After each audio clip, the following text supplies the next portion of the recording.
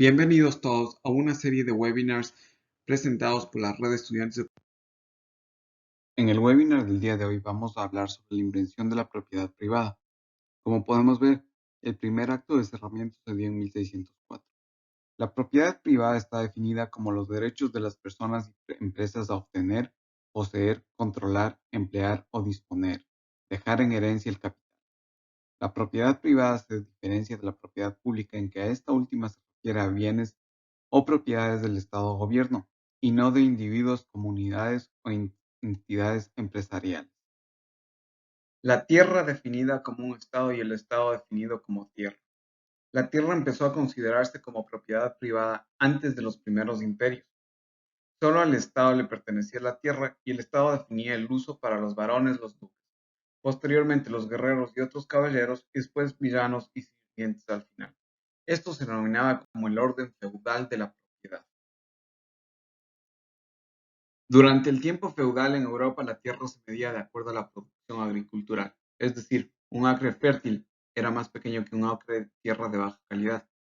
Si la tierra pertenecía al rey, el valor de la tierra era de su producción o el valor de sus ganancias. ¿Cómo se medían estos? Primeramente, la vara o percha es una unidad histórica de medida, equivalente a 5 yardas y media, es decir, 16.5 pies o 5 metros. Esta puede que se haya originado en los típicos aguijones de buey utilizados en tiempos medievales. Otro determinante era la longitud de los surcos, era la distancia que un grupo de bueyes podría arar la tierra sin descansar. Esta medida después fue estandarizada a 40 varas exactamente. Un acre es la cantidad de tierra que se podía cultivar por un hombre y un buey en un solo día. Los acres tradicionales eran largos y angostos debido a la dificultad del retorno durante el proceso del arado. El famoso Oxgan se refiere a la cantidad de tierra cultivable en una temporada por un buey, en una determinada temporada. Esto dependía de cada una de las villas, pero típicamente alrededor de 15 acres cada una. Un virgate era la cantidad de tierra cultivable por 2 bueyes en una determinada temporada. Un caracate era la cantidad de tierra cultivable por un equipo de 8 bueyes en una determinada temporada. Esto era igual a 8 oxgans o 4 virgates. Sir Richard Benese en 1538 publica un libro, el cual enseñaba la manera de medir todas las formas de tierra. Este fue el método para calcular el área de un campo, en el cual por primera vez se proveía una base para la compra y venta de tierra.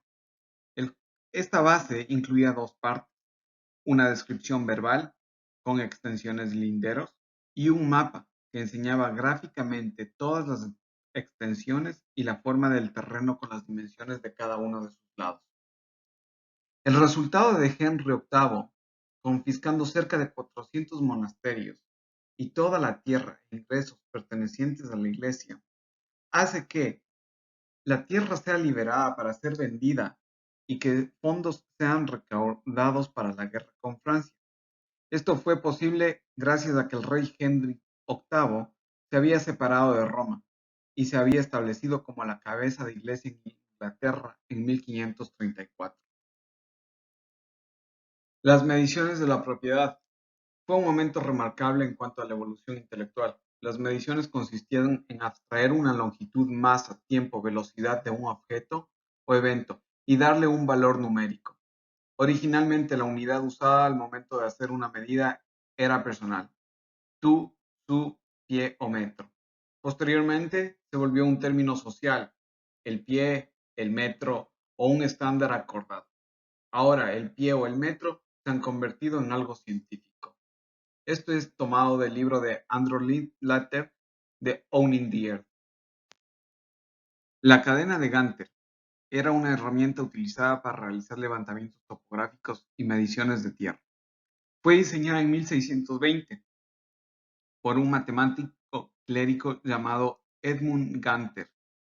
Después de su desarrollo y con otros equipos más sofisticados, las mediciones de tierra tenían que servir para propósitos legales y comerciales. Una descripción en 1675 acerca de la cadena de Ganter dice que El dimensionador, o equipo de dimensiones, donde el más común ha sido la cadena, y la medida común para medidas inglesas de 4 postes, varas y perchas, para responder indiferentemente a la milla inglesa y el acre. 10 de estas cadenas de longitud hacen un furlong, y 10 simples cadenas cuadradas hacen un acre, por lo que una milla cuadrada llegan a ser 640 acres cuadrados. ¿Cómo funcionaba esto? Ganter dividió la cadena en 100 eslabones y los agrupó en grupos de 10 anillos de cobre, lo que simplificó las mediciones. Las dimensiones no tenían mucho sentido. Cada eslabón es 7.92 pulgadas de largo. 10 eslabones eran un poco menos de 6 pies con 8 pulgadas. El largo total de la cadena es 66 pies y 66 pies son 4 varas de 16.5 pies cada una. Ganter hizo una brillante síntesis de dos sistemas incompatibles: la tradicional manera de medir tierras inglesa basada en el número 4 y el nuevo sistema de medidas basado en los decimales, que sería el número 10. La cadena de Ganter permitía usar cualquiera de los dos métodos. Un acre medía 4.840 yardas cuadradas en unidades tradicionales y 10 cadenas cuadradas en el sistema de Ganter. Si se necesitaba, el proceso anterior podría ser computado en cadenas decimales y eslabones, y de ahí ser convertido dividiendo el resultado para 10. Se decía que quien sea el dueño de las tierras es el dueño de la vía al cielo y de la vía a las profundidades. O también este podría ser interpretado como un pago simple, un conjunto de derechos: derechos de aire, derechos de agua, derechos de control de propiedades, el derecho de cosechar recursos naturales o el derecho de desarrollar, vender, cambiar, arrendar la tierra y hacer lo mismo con ellos. Estos son comentarios de las leyes de Inglaterra, los récords publicados de la ley común entre 1765 y 1769. Con este preámbulo de lo que es la propiedad privada, vamos ahora a enfatizar en los límites y linderos en las propiedades de los Estados Unidos y cómo los Estados Unidos desarrolló su propiedad privada y cómo evolucionó a través del tiempo. Vamos a definir los conceptos de propiedad y democracia. Los derechos humanos son leyes naturales, por ello que los derechos no pueden ser otorgados vía carácter político, ya que ello implica que los derechos serían legalmente revocables. Por ende, serían entendidos como privilegios y no como derechos. La idea de la ley natural que emergió en el siglo XVIII refiere a la idea de propiedad como fundamentos de la Revolución Francesa y Americana. Vamos a revisar unos cuantos conceptos para entenderlo de manera breve. El gobierno se instituye para la protección de la propiedad más que la de las personas individuales, según James Madison. La propiedad tiene que estar asegurada, de lo contrario la libertad no existiría. El momento en que esta idea es admitida por la sociedad, en la que la propiedad no es sagrada como las leyes de Dios y que no hay una fuerza de ley o justicia pública para protegerla, es el momento en el que la anarquía y la tiranía comienza, según John Adams. Propiedad privada es una criatura de la sociedad y está sujeta a la llamada de la sociedad cuando los necesitados la requieren, según Benjamin Franklin. Vida, libertad y propiedad. Esto dice el primer ensayo de la Declaración de la Independencia, John Locke.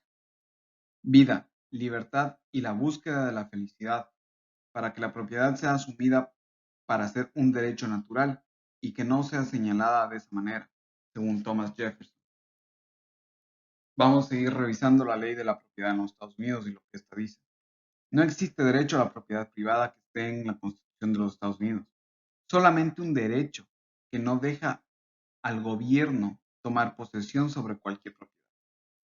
Estas son unas cuantas de las frases del artículo quinto de la Factura de Derechos y las 4 dimensiones constitucionales de la propiedad en los Estados Unidos. Primero, la existencia de la propiedad privada. Esto es una suposición, no es un derecho o reclamo. Segundo, una acción denotada como tomada significa que en uso del dominio eminente es posible. Tercero, un campo de actividad que es uso público. Este establece un límite en el uso del dominio eminente solo para el uso público. Cuarta, una forma de pago, especificado como compensación justa, establece que la propiedad tiene un valor para su dueño y que éste puede ser determinado independientemente del vendedor o del comprador. La propiedad ideal en América se deriva del granjero yeoman. El granjero yeoman, que era dueño de su propia granja modesta y la trabajó principalmente con la mano de obra familiar, sigue siendo la encarnación del estadounidense ideal: honesto, virtuoso, trabajador e independiente. Estos mismos valores hicieron de los campesinos terratenientes el centro de la visión republicana de la nueva nación. Debido a que los agricultores familiares no explotaron a un gran número de otros trabajadores y porque no eran dueños de sus propias propiedades, fueron vistos como los mejores tipos de ciudadanos para tener influencia política en una república. Y es de ahí desde donde se deriva el impuesto simple a la propiedad de tierra. Pero ¿de dónde vienen los límites en el paisaje americano? Una es la Ordenanza Nacional de las Tierras de 1784. La subdivisión de la tierra en una milla cuadrada desde el río de Ohio hasta el Océano Pacífico como una manera de crear una nación de granjeros yeomen, seguido de Thomas Jefferson y su visión de América. La otra es el plan de la capital para la nación en 1970, que sería Washington, D.C. Este es el plan que modeló la capital de los Estados Unidos. Era un plan necesario para la capital de la nación que significaba la importancia del mundo. El sitio seleccionado por el presidente George Washington, cerca de su casa a Mount Vernon, diseñada por Pierre Charles L'Enfant y Benjamin Banneker. Y el tercero es el Plan Comisionado para Manhattan en 1811, un plan del territorio de Manhattan al norte del canal y en el asentamiento alemán de Nuevo Ámsterdam. Las Ordenanzas Nacionales de Tierras entre 1784 y 1786. La Ordenanza de Tierras fue adoptada el 20 de mayo de 1785 bajo los artículos de la Confederación. El Congreso no tenía poder para agregar el impuesto a los habitantes del país, por lo que el objetivo principal de la ordenanza era únicamente recaudar dinero a través de la venta de las tierras en el vasto terreno de la zona oeste del país. Como vemos, un levantamiento topográfico público, vemos las líneas base, meridianos principales y los estados incluidos en los levantamientos finales. Las ordenanzas de tierra y el levantamiento nacional. El objetivo inmediato de la ordenanza era el recaudar dinero a través de la venta de tierras en todo el oeste de los Estados Unidos, que todavía no estaba mapeado. Esto se dio en 1783 con el Tratado de París al final de la Guerra Revolucionaria.